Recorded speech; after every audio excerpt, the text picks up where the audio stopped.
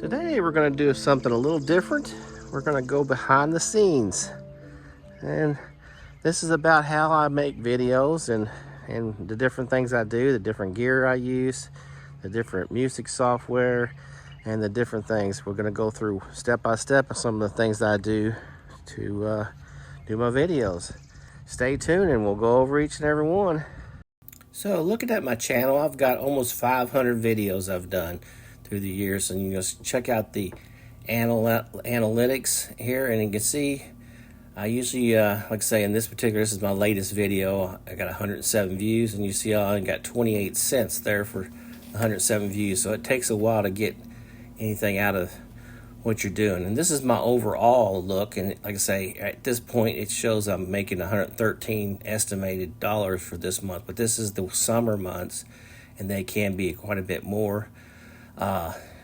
Pretty happy to have 22,000 views. And you'll see here, if you go to the shorts, I don't make a whole lot on shorts, so on this case I made 6 cents on this short that had 1,000 views. So I do shorts just a matter of getting the subscribers, but that's about all I do those for. So even though I do make some money off of YouTube, there's a cost involved, and like I say, it has to be something that you enjoy doing, because like I say, I can sometimes in the winter I'm making about $50 to $60 a month, and then sometimes I'm making I don't know, maybe $120 during the summer months. Used to be more than that, but YouTube has changed some things through the years. So basically I've spent pretty much everything I've made in camera equipment and stuff. So I'm going to show you what I've used over the years and what I'm kind of using now. So the first camera that I used to use was this Canon camera right here. I used to take most of my pictures with it and also did some video. It was kind of limited because it only do 720p. So some of my older videos you'll see they're only in 720. It also didn't have much stabilization, and the battery was a problem, because I'd do a section and then all of a sudden if the battery wasn't fully charged it would just kill out after about maybe 15 seconds of video. So it was kind of a pain to use this, and I hardly ever use this anymore. It was good for the time, but I went from that to my basically my Osmo camera here. This is the first edition DJI Osmo, and this is what I use. Most of my camera stuff is done with this, and it does an excellent job. I've got that in a little handle that attaches to it, and it works amazing. I've upgraded recently to the Osmo 3, which is actually what I'm using to film this right now, and I'll show you that here in a little bit. But you'll see a picture here of my Osmo 3. They're both really good. They all have a little bit more you can do, a little bit wider image on this Osmo 3, and that's mainly what I use for most of my filming now. Now when it comes to my camera, I originally bought this camera. I bought this camera to do most of my videos with, but I found it really doesn't work very well for the videos. It's just a big bulky camera. Some people still use these for YouTube videos. This basically the M50 from Canon, EOS M50. They don't make these anymore, but I use this one for most of my still photography now, and I bought this good 18 to 150 millimeter lens for it, and I really get some nice tight pictures of wildlife, and I really like this for taking pictures. I hardly ever use it for video. This came with the kit that came with this microphone, and I found I never used this microphone. But back to microphones, it's important to have some kind of microphone, and like I say, I've seen some other videos that have been done out there that kind of drive me crazy, where someone walks away from the camera and so does the voice. So in that case, I've got a situation here where the Boya camera I ordered, and what this is here, it's really designed to, it's a setup here that has just a little clip-on mic here that you clip onto your shirt, and it plugs. I got a little adapter that plugs into my iPhone, and I do recording through the iPhone, and then I download that to use that information to have a better video sounding. Sometimes it's a little bit too much.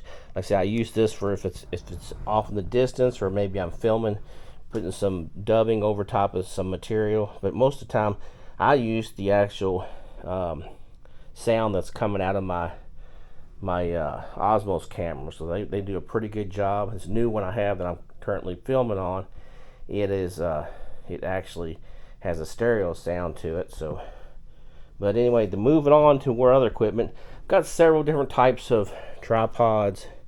And then also you've seen some of my video. See the video that I've done from my drone. And here it is. I bought these cases because the drone doesn't come with these type cases. Well, here you go. This is the setup for the, this is the DJI Mini 3 Pro. I really love this drone setup. It's, I think I paid maybe $1,100 for the setup.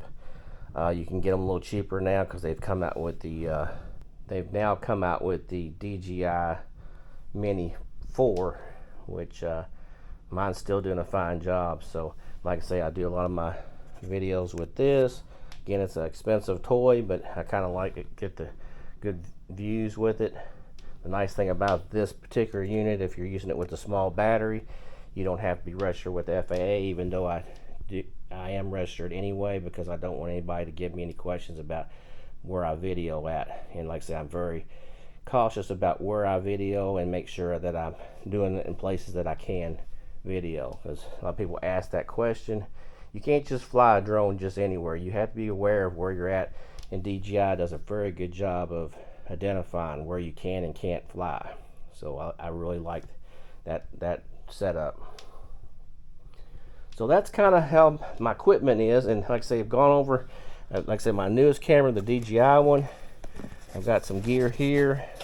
I've got some extra batteries for that.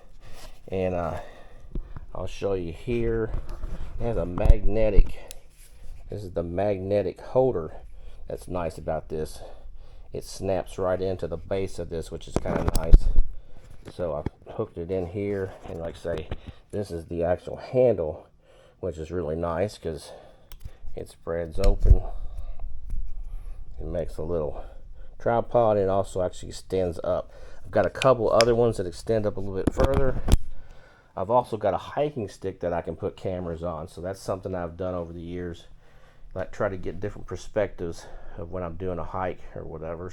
Okay, and also moving on to another camera that I use a lot, and this is, a lot of people ask where I do my time lapse.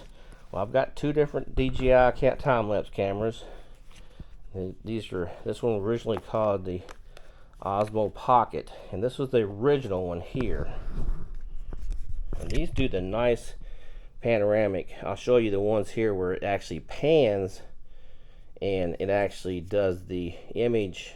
It has a movement in the actual image as it's actually doing a time-lapse. Now this particular camera here, it's kind of got erratic. It works sometimes and sometimes it don't, so I don't rely on it as much. I kind of use it for side pictures on the side because it still works, but I can't count on it. If I'm trying to get that perfect sunrise or sunset, it sometimes will mess up on me. So I went and bought the next generation, which there's actually another generation now, but this is the Osmo 2. It does pretty much the same thing. It's a little bit better image here on it. It can be used while you're walking along, but I use it mainly for that time-lapse movement. Another thing I use is my iPhone. Comes in really handy when you're out and you're walking around and you see something, you just don't happen to have your camera with you. It does a really good job. I have a iPhone 12, and any of the iPhones from about 12 on do excellent job. You can take, in my case, you can make it, scan it way out, wide angle, or zoom it way in. And it works really well if you're out and you want to video something. You want to video outside and you want to do something while you're walking around and you don't have to have your other camera with you. It does a really good job. It's a little harder to load into my editing software, but it comes in real handy though. So back a few years ago, I did get this editing software, and it's Filmora 13. It was actually 9 when I got it, but it's really excellent for people that don't know a lot about this stuff. It's got an area for your pictures, and it's got an area for your actual way it plays out, and then it's got a timeline. And like I say, it's real easy to work, and they've been updating it over the years, and it's really a good software to use. Now, if you watched any of my hikes or my nature videos, you'll know I love to have music, and I've tried different things, but I finally broke down, and I spent about $120 a year on this Soundstripe, and I tell you what, it's one of the best. You get different types of music. You can kind of select it for your taste, and it's really good music, and I think everybody that watches my videos can say it's some of the best music out there. When it doesn't cost me anything to post them other than the yearly fee, but it's well worth it for me. So I hope you enjoyed that little bit of information on how I put some videos together. I do enjoy doing them. I try to find a subject that people don't know about, and I try to educate a little bit about it, but I do enjoy doing the nature videos and just getting out and seeing things and sharing my experiences along the way. So if you enjoyed this video, let me know. And so one thing I hardly ever ask you all is to like and subscribe, but I will ask you all, if you haven't subscribed, to subscribe, and definitely like my videos. If you like them, put a like on there. That helps me out, and I appreciate the viewers that I have, and I will keep on trying to put out videos that you all want to see. So that's about all I have on this video, and we'll see you on another one.